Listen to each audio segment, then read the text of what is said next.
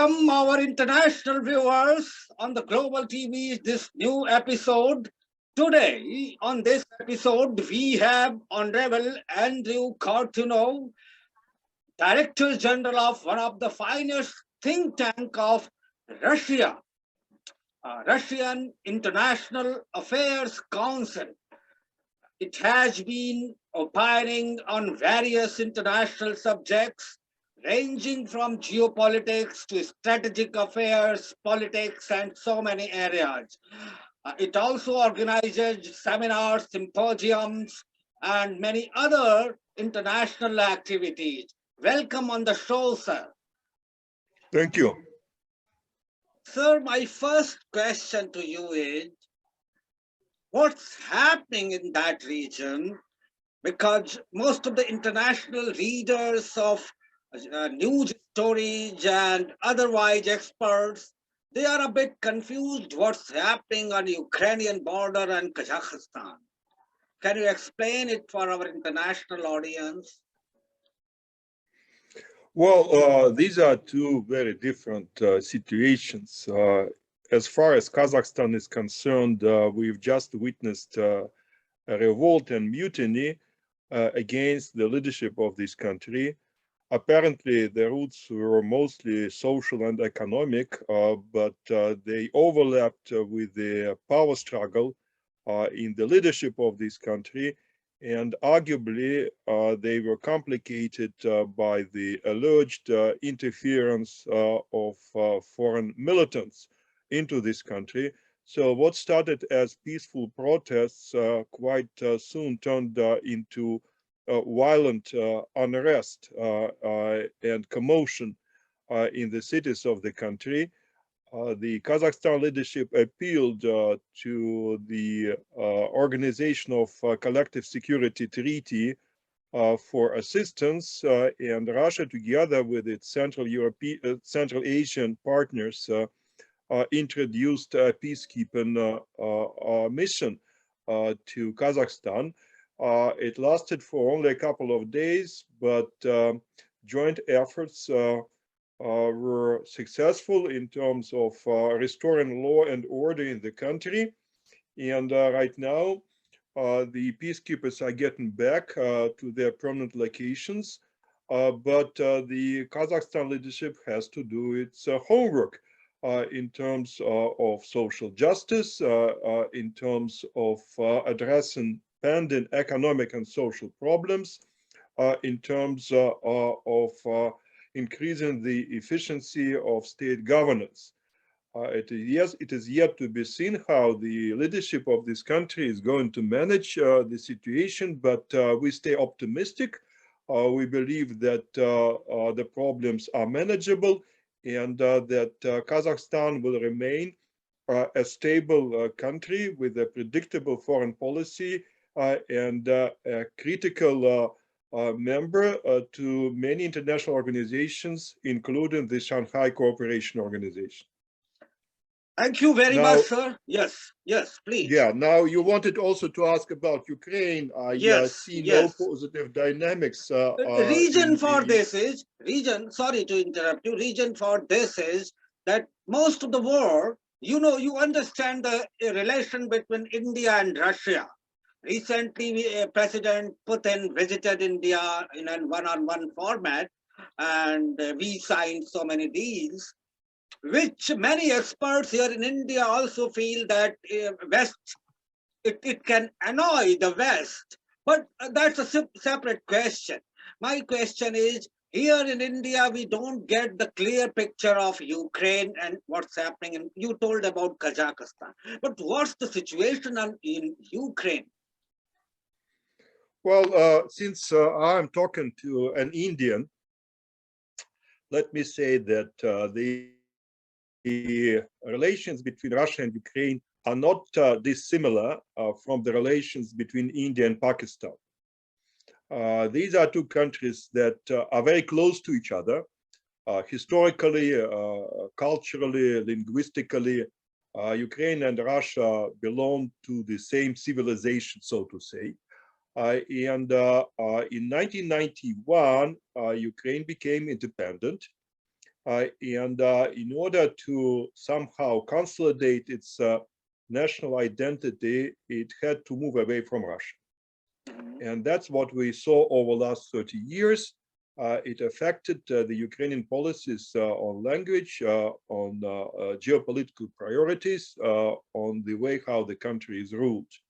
We had many disagreements between the two countries. And for Russia itself, it is not easy to accept Ukraine as a foreign country because of this closeness of cultures.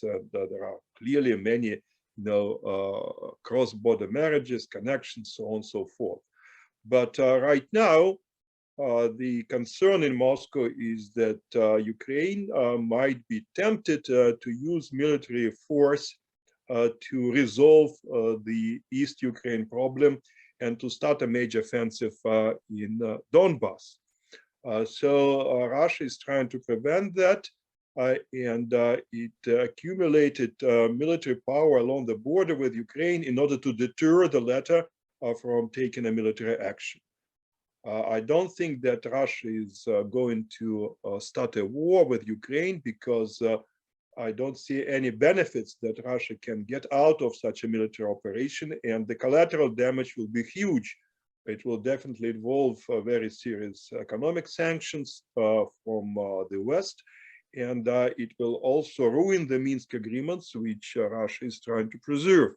So the only way to move ahead is to abstain from using military force on either side, and to get back to the Minsk agreements, which are not ideal, but which are the only basis on which a peaceful settlement of the Donbass problem can be reached. So I stay moderately optimistic that no major military clash between Russia and Ukraine will take place anytime soon. And I hope that there'll be no escalation in the east of the country. And I also hope that the West will be sensitive to Russia's concerns about dragging Ukraine into the orbit of the North Atlantic Alliance. What impression we here sitting in Delhi are getting that Russia has deployed almost 1 lakh. 1 lakh means 100,000 military forces alongside the Ukrainian border. That gives us an impression that Russia is actually a bit aggressive towards Ukraine. That is what impression we are getting here. The other day, I was interviewing a very senior officer in West side, American side, and he defined it as invasion of Russia of Ukraine, Russia's Ukrainian invasion. So how would you balance this statement so the rest of the world gets clear idea what Russia thinks about the situation? Well, first of all, let me tell you that given the current level of mobility of the Russian armed forces, Russia does not need weeks and months to concentrate the needed power on the border. Now, if Russia were to invade Ukraine, I think that they would use a very different pattern of operation. It would be covered. It would be something similar to what was used in case of Crimea. Little green man and a hybrid military operation. We would probably be the last to notice the operation when it started. The Russian actions along the border with Ukraine are very explicit, I would say demonstrative. And Russia is maneuvering there for some time, which suggests that the real goal is not a military operation, but rather a signal. It might be a signal to Kyiv that they should not try to regain Donbass using military force. It might also be a signal to the West that the West should demonstrate more sensitivity to Russia's security concerns related to the ongoing military and technical cooperation between Ukraine and the West. We see now that many Western countries, and not only Western countries, render a lot of military assistance to Ukraine. And I think that the concern here in Moscow is that Ukraine might be tempted to repeat the experience of Azerbaijan in Nagorno-Karabakh, when President Aliyev, after many, many years of fruitless negotiations, finally decided to use military force. So he got an alliance with Turkey. He purchased a lot of Turkish and Israeli-made drones. And that turned out to be a successful strategy, because he was able to change the equation in South Caucasus and to reconquer most of the disputed territory. This is what Russia apparently wants to prevent in Donbass. So I would say that, at least in my view, the goal of the Russian operation is deter a military action that Ukraine might contemplate in the east of the country. Again, I don't think that anyone can get into the head of Mr. Putin. I don't know what he thinks, but let me say that his past track record suggests that that's not the way how he usually conducts his foreign policy. If he wants to use military force, like, for example, he did in Syria back in 2015, that would be an unexpected surprise operation rather than a long-term accumulation of powers along the border. Okay, thanks for such a wide, vast explanation of the situation, sir. My third question is, about India and Russia. India and Russia has been great friend. And if I use, this is little light word if I use the word friend, it's a brotherly relation between India and Russia, which dates back to 1947 when India was set free.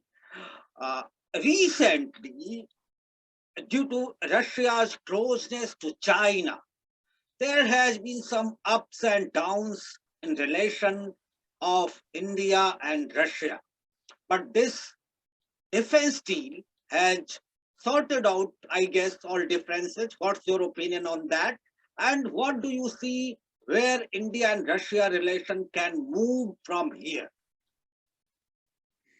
Well, I agree with you that I also observe growing concerns in India about the relations between Russia and China. And I think that these concerns are justified because of very complicated relations between India and China. We know that the tensions on the Indian-Chinese border, unfortunately, are still there. And definitely China is advancing in the traditional Indian sphere of influence. They talk about the string of pearls and about other Chinese initiatives, and these initiatives create concerns in Delhi. Russia, in its own turn, is somewhat concerned about the growing partnership between India and the United States.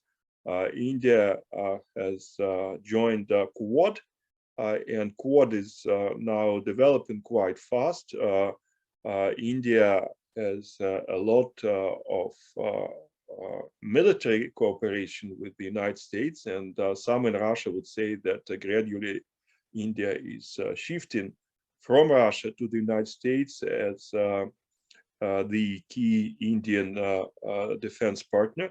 So there are some mutual concerns, and we have to iron the wrinkles in the relationship when they emerge. Still, my take is that Russia and India remain very close. For Russia, India is really important. Russia doesn't want to depend on China too much. It wants to balance its foreign policy investment portfolio in Asia. Of course, India is a very major power in Asia and globally as well. So it remains important. India remains the key Russian partner in the military technical cooperation, and the share of Russia in the Indian defense market is still very high. It is not likely to get down dramatically in years to come. There are new opportunities for economic cooperation, including LNG and atomic power, and some opportunities exist in new technologies like information technologies and biotechnologies.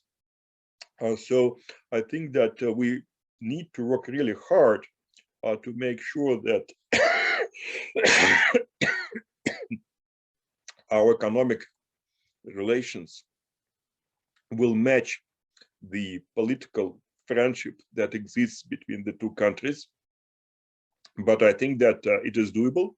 I think that Russia and India are likely to remain very close friends in years to come. Sir, do you see defense deals like S-400? You see there can be more such deals if we talk about S-500 and many more such deals. Do you see there is a pattern and that Russia will not bow down before any Western pressure, like, to be very frank, like it did in long back in field of cryogenics technology, when due to pressure from West, it canceled the deal of cryogenics technology with India. So do you think the deals and further deals, future deals of S-500 and more such deals, they will progress smoothly, or do you see any other aspects also? Well, my take is that if there are problems with large-scale defense deals between India and Russia, the problems are more likely to emerge on the Indian side, because India might be exposed to a growing pressure from the United States, like, for example, Turkey is, which also wants to continue this military cooperation with Moscow, but the United States is ready to sanction Erdogan for his military ties to Moscow. As far as India is concerned, the United States stays more benign because it hopes that the Russian-Indian cooperation will help India to contain China. That's why India might be a kind of an exception from the general US rules. But I don't exclude a situation when India might be exposed to more significant pressure coming from the United States and maybe other Western countries. Having said that, I also believe that we should really change or start changing the format of this cooperation from just trade to joint R&D and joint production of sophisticated weapons, especially when we are talking about modern aircraft and missiles. There is certain experience in working along these lines, but we need more. We need joint production replacing traditional trade, and that would reflect the priorities of India, the priorities of Prime Minister Modi, who insists on the made in India pattern. So offset becomes very important, and here Russia might have serious comparative advantages compared to other potential partners of India, because Americans and French and the British are quite reluctant to go for joint production of the most sophisticated weapons that they would like to sell to Indians. Mm-hmm. And also coming to one very important question. You know, you might have heard about China's very ambitious multi-trillion-dollar project, which is called One Belt, One Road Initiative, or Belt and Road Initiative. It is believed on Western side of the world, and some experts in India, that Russia somewhere is welcoming and giving permission towards Central Asia to this route. and a section of this route is also connected to India. What's your take about this super ambitious project and how Russia is going to cooperate and to what extent in this project? Well, this is indeed a very ambitious, far-reaching project, which has many dimensions. It's about transportation, it's about logistics, it's about regional development. There are many things tied together in this initiative. Let me tell you that Russia is not formally a part of One Belt, One Road project. Unlike many other countries, including many countries in Europe, Russia formally has not entered this project because it has its own integration project for countries of Central Asia. And this is, of course, the Eurasian Economic Union. So what Russia is ready to do is to cooperate with China on this initiative without getting into this initiative too deeply. Also, when we are talking about Eurasian integration, we should keep in mind that it is not limited to China only. For example, if you consider the North-South transportation corridor, which goes through Russia and maybe Central Asian states or Caucasian states, through Iran, maybe through Pakistan down to India, it does not really involve China. So there are many development needs in Eurasia. Infrastructure has to be upgraded. So generally speaking, Belt and Road or something similar to Belt and Road might be an important factor for economic development. However, it should not be used to promote a particular political agenda or to allow one country to have a hegemonic position in the implementation of these initiatives. So I tend to take a very cautious approach towards the One Belt, One Road initiative. I think it is a project in the making, and we will have to observe it carefully to see how it evolves. There is a lot of potential there, but there might be some risks there as well. When you say there might be some risk, so my question to you is, do you see some security risks also in this project? Well, the security risks for Russia are not really significant because we do not have major security problems with China. Maybe in future such risks might emerge, especially if China gets deeper into the Arctic region. If with the global warming we see high altitude transportation routes open for the Chinese transit to Europe, that might incentivize China to take a more assertive position on this region, but it's not likely to happen in the nearest future.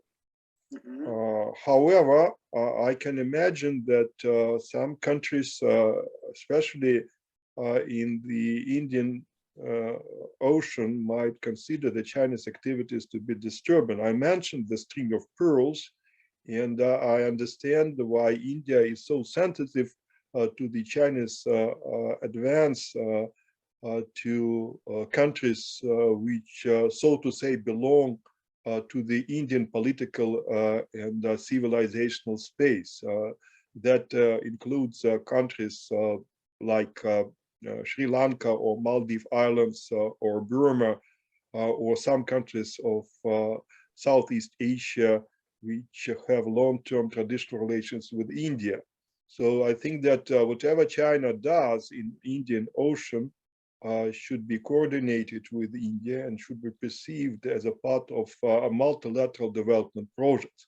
On the other hand, I understand why Chinese are so concerned about the concept of the Indo-Pacific, because they consider this concept to be an instrument of surrounding and containing China.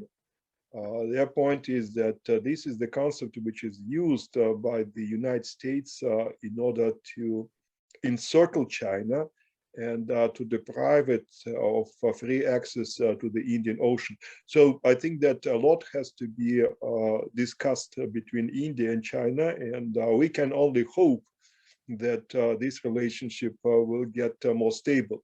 Of course, one can mention that we have the so-called RIC, Russia, India, China trilateral framework. Within this framework, we can discuss various problems. If India and China are interested in Russia as a participant to discuss on some of the regional issues, Russia would be happy to assist them. But most of the issues have to be decided bilaterally between Beijing and New Delhi.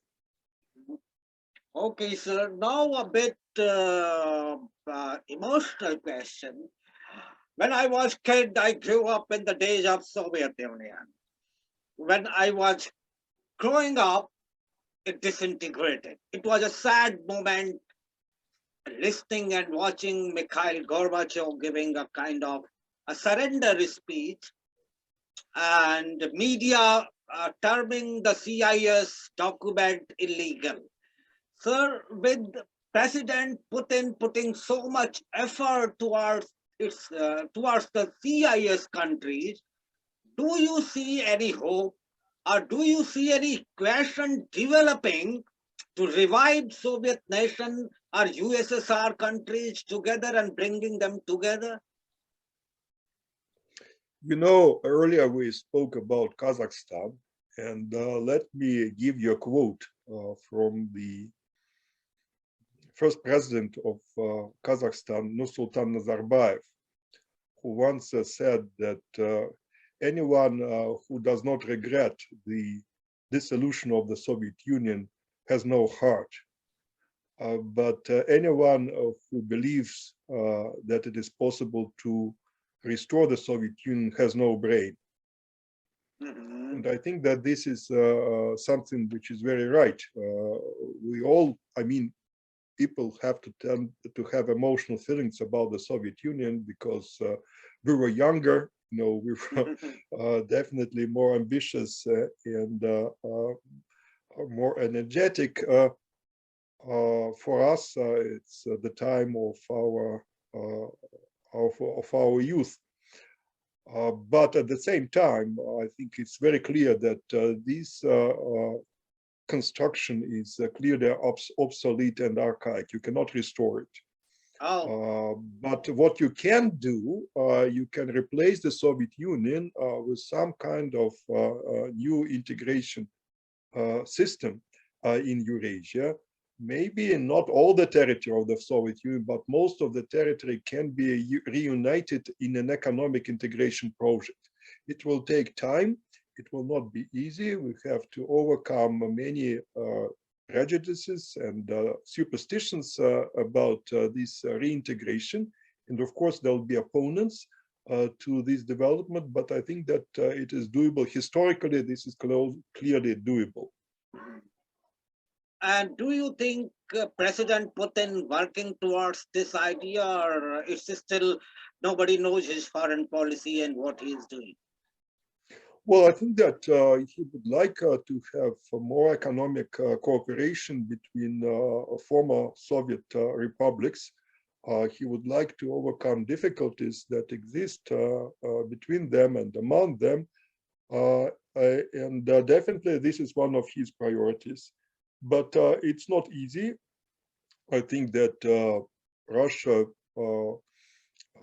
has not been very successful in accomplishing this mission, but probably it takes more time than just one generation. Probably we need more time to get there.